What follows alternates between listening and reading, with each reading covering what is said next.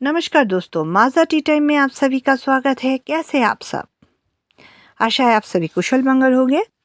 दोस्तों, आज हम आपको सुनाएंगे एक कहानी, अधूरी आस। और इसे ईमेल द्वारा लिखकर भेजा है डेविड ने। डेविड जो है नागालैंड से है और वो लिखते हैं पैम्फा रेलवे स्टेशन के बारे में, जहाँ उनके एक दोस्त काम करता था और उसके साथ एक ऐसी घटना घटी जो वो हमारे दर्शकों से और हमसे साझा करना चाहते हैं। तो सुनते हैं डेविड द्वारा लिखी गई इस कहानी को। डेविड जिस घटना का उल्लेख करते वो नागालैंड के पैम्फा रेलवे स्टेशन का है और जिस समय के बारे में बात कर रहे हैं उस समय के बारे में वो कहते हैं कि वो जगह उस समय एकदम खाली था और लोगों का आवागमन नहीं होता था। छोटा सा रेलवे स्टेशन था दोस्तों। वहाँ पे एक स्टेशन मास्टर थे और दो इंसान रहता था जो गाड़ियों का आवागमन में उन्हें हरा झंडा और बत्ती दिखाते थे और रेलवे ट्रैक को निरीक्षण करते थे।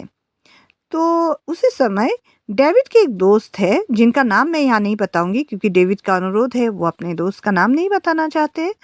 तो इस इंसान का नाम हम लोग पिंटू रखते हैं।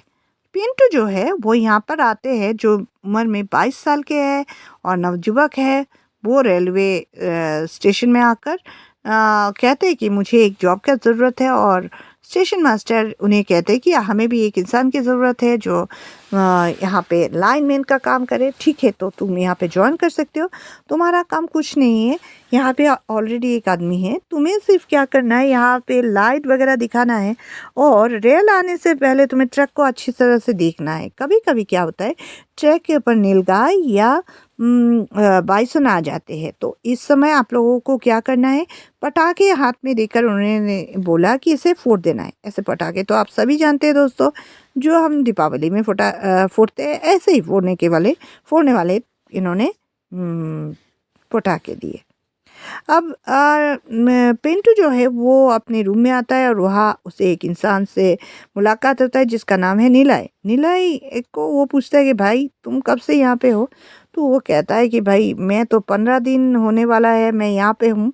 अभी मैं लाइनमैन का काम और ये लाइट दिखाने का काम दोनों ही मैं ही करता था।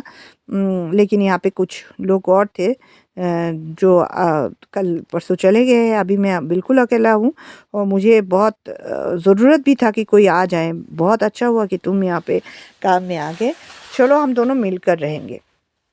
तो दोनों में काफ़ी अच्छा खासा दोस्ती होता है और दोनों एक साथ मिलकर रहते, दोनों एक ही साथ रेलवे लाइन में चलते हैं, ट्रैक को भी देखते हैं, लाइट भी दिखाते हैं। दोनों इस तरह से दिन बीत रहा था। कुछ भी सामान के लिए उनको गांव में जाना पड़ता था और इन्होंने समय बिताने के लिए थोड़ा बहुत बगीचा भी लगा के रखा था। लेकिन ऐसे में दोस्तों, कितने दिन तक ऐसे करके दिन बिता सकते। एक दिन पिंटू ने नीलय से कहा, क्यों ना हम लोग दोनों में से एक एक बार अपने घर वालों के पास चले जाए, दूसरा आदमी यहाँ पे रह जाए। हाँ, एक हफ्ता तुम रह जाओ, एक हफ्ता मैं रह जाता हूँ। इससे क्या होगा कि हम लोग यहाँ पे तो कोई काम ही नहीं है, आप घर का देखभाल भी हम लोग कर पाएंगे और काम भी हो जाएगा। उसने कहा ये तो बहुत अच्छा ख्याल है, चलो ऐसे ही करते हैं। तो तय हुआ कि 4-5 दिन में नीलय जो है वो पहले चला जाएगा, क्योंकि नीलय पहले से यहाँ पे था तो उसे छुट्टी का सबसे ज़्यादा ज़रूरत था। पिंटू ने कहा कि चलो ठीक है, तय हुआ, तुम पहले जाके एक हफ्ता रह के आ जाओ और एक हफ्ता मैं रह लूँगा। अब नीलय ने कहा कि तुम अगर एक हफ्ता पूरा काम करोगे तो बहरहाल मैं यहाँ 4-5 दिन, जितने दिन यहाँ पे हूँ, मैं रात का ड्यूटी कर लूँगा और तुम आराम कर लेना, क्योंकि बाद में तुम्हें दिन और रात दोनों का काम करना होगा। पिंटू ने कहा वो भी अच्छा है। तो तय हुआ, काम के अनुसार रात को नीलय ड्यूटी करने के लिए निकला। आज नीलय अकेले था और काफ़ी बारिश हो रहा था, इसलिए उसने अच्छे से क्या किया कि गमबूट पहन लिया, हाथ में एक टॉर्च ले लिया, छाता ले लिया, ताकि बारिश से वो बच सके। जैसे कि दोस्तों जंगली एरिया में आप सांप खूब भी निकलते हैं, तो उससे भी बचना था, इसलिए वो थोड़ा जल्दी निकल के छाता टांग कर वो जा रहा था। कहाँ जा रहा था? जा रहा था वहाँ पे जहाँ पे ट्रैक को वो देख सकता है और लाइट भी दिखाने के लिए झंडा वंडा जहाँ पे रखा है वहाँ सब लेने के लिए वो वहाँ पे जा रहा था, मतलब लेकर जा रहा था। इतने में उसने अचानक उसके कान में कुछ बच्चों की हंसने की आवाज़ सुनाई दी।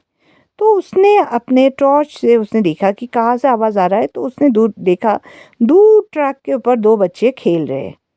उसे बड़ा आश्चर्य हुआ कि इतने बारिश में इतने रात को कहाँ से बच्चे आ गए। वो सोच ही रहा था कि तभी उसे ट्रैक के ऊपर दूर से ट्रेन आते हुए दिखाई दिया। उसने जोर से चिल्लाकर कहा, भागो यहाँ से, कौन खेल रहे हो ट्रैक के ऊपर? अरे इनका घर बार कहाँ है, माता पिता कहाँ हैं, बच्चे यहाँ पे इतने रात को यहाँ पे खेल रहे, अजीब बात है। बस इतना ही कहना था कि बच्चे हंसते हुए जंगल के अंदर चले गए। ट्रेन भी निकल गया। अब नीला ने सोचा कि भाई ये जंगल के एरिया में भी इस गांव के लोग रात भर बच्चे को नहीं देखते, यहाँ खेलने के लिए बच्चे आ गए, उनको देखना चाहिए था। ये सब सोच सोच के वो घर के अंदर अपने जहाँ पे वो रहता है क्वार्टर के अंदर वो आ जाता है और वो सो जाता है। अगले दिन सुबह एज यूजुअल जैसे दोस्तों हम लोगों का दिनचर्या होता है, उन लोगों का भी अपना अपना दिनचर्या था। काम करते हुए काम किया और रात हुआ तो निलय आज भी वो घर से निकला। आज निलय ने अपना लाइट और ये ले लिया। निलय भूल चुका था कि कल रात को उसने बच्चों को कहाँ खेलते हुए देखा। आज जैसे ही वो ट्रक के सामने जाने वाला था कि 3-4 मिनट पहले अचानक उसके आँख ट्रैक के ऊपर गया और उसने देखा आज भी ये बच्चे यहाँ पे खेल रहे हैं। इतना देखना था कि उसने देखा कि दूर से ट्रेन आ रहा है। अब उसने बोला कि अरे ये बच्चे आज भी आ गए, जाओ यहाँ से। लेकिन बच्चे सुन ही नहीं रहे, बच्चे अपने आप खेले जा रहे। नीला ने चिल्लाते हुए कहा कि देखो पटरी पर ट्रेन आ गई है, जाओ। लेकिन बच्चे खेले ही जा रहे। और एक समय ऐसा है कि बच्चों के ऊपर से ट्रेन चला गया। उसने चिल्लाते हुए इतना ज़ोर से चिल्लाया कि देखो देखो बच्चों के ऊपर से ट्रेन चला गया। उसने इतना ज़ोर से चिल्लाया कि पिंटू भी अपने क्वार्टर के अंदर से निकल कर आ गया। उसने कहा क्या हुआ? उसने कहा देखो यहाँ पे दो बच्चे, गांव के बच्चे आए थे, उनके ऊपर से ट्रेन चला गया। पिंटू ने कहा ऐसा, चलो देखते। दोनों ने लाइट लेकर टॉर्च लाइट का रोशनी में अच्छे से देखा। ट्रैक के ऊपर कहीं पे खून नहीं दिखाई दिया, ना ही कोई बच्चे दिखाई दिए। उसने कहा ये तुम्हारे वहम है। लेकिन नीलय मानने के लिए तैयार ही नहीं था। उसने कहा मैंने खुद देखा वहाँ पे। तो उसने कहा भाई तू सो जा, कल से मैं ही ड्यूटी कर लूँगा। उसने कहा नहीं, तुम मानो मैंने यहाँ पे खुद ही देखा है। लेकिन अब ये बात थोड़ा अटपटा सा लग रहा था पिंटू को, क्योंकि उसने खुद ही देखा वहाँ पे कुछ नहीं है। उसने सोचा ये बंदा जो है नीलय, ये शायद डरता है और डर के मारे कुछ कुछ देख रहा है। इसे क्या यहाँ पे रख के जाना अच्छा होगा, यही सब मन में सोच रहा था। उसने कहा चलो घर के अंदर। अब दोनों क्वार्टर में आके सो गए। लेकिन नीलय को जैसे बुखार आ गया, उसी रात बुखार आ गया। और थोड़े देर में के बाद उसने पिंटू ने जाके देखा कि सचमुच उसका शरीर तो आग की तरह, भट्टी की तरह ताप रहा है। उसने कहा भाई नीलय तुम रात को ड्यूटी मत करो और मैं ही 2 दिन ड्यूटी कर लेता हूँ, ज़रूरी होगा तो मैं इतना जल्दी नहीं जाऊँगा, पहले तुम ठीक हो जाओ। लेकिन नीलय एक ही बात बोले जा रहा था कि मैंने खुद देखा उन बच्चों के ऊपर से ट्रेन चला गया। अब अगले दिन उसने कहा, पिंटू ने कहा कि तुम सो जाओ, मैं आज ड्यूटी कर लेता हूँ। लेकिन नीला नहीं माना। नीला ने कहा नहीं नहीं, मुझे देखना है, मैं ही कर लूँगा। लेकिन पिंटू ने कहा नहीं, ऐसा नहीं होगा, तुम्हें बुखार है, तुम घर के अंदर हो, मैं ड्यूटी करता हूँ। आज जब पिंटू ड्यूटी करने गया तब उसने सोचा कि आज अगर कुछ मुझे दिखाई दिया तो मैं इसका ज़रूर अच्छे से देख लूँगा कि ऐसे कैसे हो सकता है। इतना सोच के वो आगे बढ़ रहा था, तभी उसका आँख अचानक एक बूढ़ा आदमी पर गया, जो रेलवे लाइन के जहाँ पे वो ट्रैक बदलने वाली जगह है वहाँ पे वो आदमी खड़ा होके उसे देखे जा रहा था। उसने सोचा कि ये कैसा जगह है भाई, दिन को तो यह आदमी नहीं दिखाई देता, रात को बूढ़ा आदमी भी दिखाई दे रहा है। इतने में उसने हंसने का आवाज़ सुना और पीछे मुड़कर उसने देखा ट्रैक के ऊपर दो बच्चे खेल रहे। उसने सोचा कि ये कैसे बात है, कल तो उसने बोला दो बच्चे मर गए, यानी बच्चे जिंदा हैं और ये नीला जो है वो डर गया होगा। ये सोचकर वह आगे बढ़ने लगा। तभी उसने दूर से ट्रेन के आने की आवाज़ सुनी। उसने चिल्लाकर बच्चों को कहा कि हर रात यहाँ पे आ जाते हो, कोई काम नहीं है क्या, यहाँ से निकलो। लेकिन बच्चे खेले जा रहे थे। इतने में उसने देखा कि बूढ़ा आदमी उन बच्चों को की ओर बढ़ रहा है। ये देखकर उसे लगा कि अब बूढ़ा आदमी के साथ ही ये बच्चे आए होंगे तो वो उसे बचा लेंगे। ये सोचकर वो जैसे ही आगे बढ़ा, अचानक उसे ऐसे महसूस हुआ कि जैसे उसे कोई ट्रैक की ओर खींचे जा रहा है। वो अपने आप को जितना छुड़ाने का प्रयास कर रहा है, वो ट्रैक के अंदर की ओर खींचे जा रहा है। देखते ही देखते वो ट्रैक के ऊपर इतने ज़ोर से गिरा और उसे लगा कि अब उसका बचना मुमकिन नहीं है। उसने ज़ोर से चिल्लाया, बचाओ बचाओ। ये आवाज़ निलय के कान में भी गया। निलय दौड़ता हुआ अपने रूम से निकला और उसने ट्रैक के ऊपर देखा कि वो गिरा हुआ है। उसने जाके पिंटू को ज़ोर से खींचकर ट्रैक से बाहर निकाला। जैसे ही वो ट्रैक से पिंटू को बाहर निकाला, ट्रेन ट्रैक के ऊपर से निकल गया। अब थोड़े के लिए ही ये मरने वाले थे। उसने पूछा, क्या हुआ, तुम कैसे गिर गए? उसने कहा कि मैंने खुद देखा, किसी ने मुझे धक्का मारा। उसने कहा, ऐसा कुछ नहीं है, शायद तुम्हारा भ्रम हुआ होगा। उसने कहा, नहीं, मुझे लगता है किसी ने मुझे धक्का मारा। उसने बोला, चलो रूम में चलते, ऐसा कुछ नहीं है। पिंटू घर के अंदर आ गया। निलय को बुखार था, निलय सो गया, लेकिन पिंटू को बार बार लग रहा था कोई तो चीज़ है जिसके कारण उसके साथ ऐसा घटना घटी है। अगले दिन फिर से ये घटना, लेकिन उसने यहाँ एक बात बताना ज़रूरी है दोस्तों कि निलय ने पिंटू ने ये बात निलय को नहीं कहा कि ये बच्चा ज़िंदा है जिसको तुम सोच रहे थे कि वो मर गया, क्योंकि उसके साथ ऐसे घटना घटी, वो खुद भी सक पका गया था। बहरहाल अगले दिन फिर से पिंटू ने कहा, निलय अभी स्वस्थ नहीं हुआ था, उसने कहा कि मैं आज रात को भी ड्यूटी कर लूँगा। उसने कहा, भाई सावधानी से करना। अब निलय गया और उसने देखा उस रात भी दोनों बच्चे खेल रहे थे। उसने देखा और उसे बड़ा गुस्सा आया और उसने उस रात को जो देखा वो भूल नहीं सकता है। उस रात को उसने सोचा कि मैं देखता हूँ कि इन बच्चों के साथ क्या होता है। वो बार बार लाइट जो है टॉर्च लाइट के रोशनी में देख रहा था कि दोनों बच्चे खेल रहे थे। उतने में जब ट्रेन आने की आवाज़ सुनाई दी, तब उसने चिल्ला के कहा कि जाओगे स्टेशन रेलवे ट्रैक्स में से, नहीं तो मरोगे यहाँ से। लेकिन उतने में उसने देखा कि वो बूढ़ा आदमी भी वहाँ आ गया और उसने बच्चे को बचाने के लिए खींचना शुरू किया, लेकिन इतने में ही ट्रेन उनके ऊपर से चला गया। आज उसने इतना ज़ोर से चिल्लाया कि निलय भी घर से निकल कर आ गया। निलय ने कहा, क्या हुआ? उसने कहा, नहीं कुछ नहीं, मैंने कुछ देखा। अब निलय को इतना शक्ति भी नहीं था कि वो फिर से पूछे। उसने फिर भी कहा, क्या तुमने आज भी कुछ देखा? उसने कहा, हाँ मैंने कुछ देखा। कहा, ये तो गलत बात है, हमारे साथ ये सब क्यों हो रहा है? उसने कहा, देखो ये तो मुझे भी पता नहीं, शायद मैं भी तुमने जो मुझे बोला ना, इससे मैं डर गया और मुझे ये सब इसलिए दिखाई दे रहा है। अब निलय ने कहा, देखो भाई, किसी को डराना मेरा काम नहीं है, मेरे साथ मुझे लगा था इसलिए मैंने बताया। पिंटू ने कुछ नहीं कहा, लेकिन घर के अंदर आते हुए भी उसे डर लग रहा था, उसे एक भारीपन लग रहा था चारों ओर। बहरहाल अगली रात को पिंटू ने कहा निलय को कि तुम्हारा बुखार अभी भी नहीं उतरा, मैं बड़े सावधानी से जाऊंगा, जो भी है मैं जल्दी से जाऊंगा और जल्दी से ही आ जाऊंगा, सिर्फ लाइट दिखाना है, चाहे कुछ भी हो मैं कुछ नहीं करूंगा, सीधा मैं रूम के अंदर आ जाऊंगा, तुम आराम से रहो। नीला ने कहा, क्या मैं तुम्हारे साथ में आऊँ? उसने कहा, नहीं नहीं, मैं जस्ट जा रहा हूँ और आ जाऊंगा। आज की रात जो है, डेविड कहते हैं कि उनके जो दोस्त थे पिंटू ने कहा कि उस रात को उसे कुछ भी दिखाई नहीं दिया। आराम से ट्रेन चला गया, लेकिन ट्रेन जैसे ही निकला उसे अपने क्वार्टर के अंदर से अपने दोस्त निलय की चीखने का आवाज़ सुनाई दिया।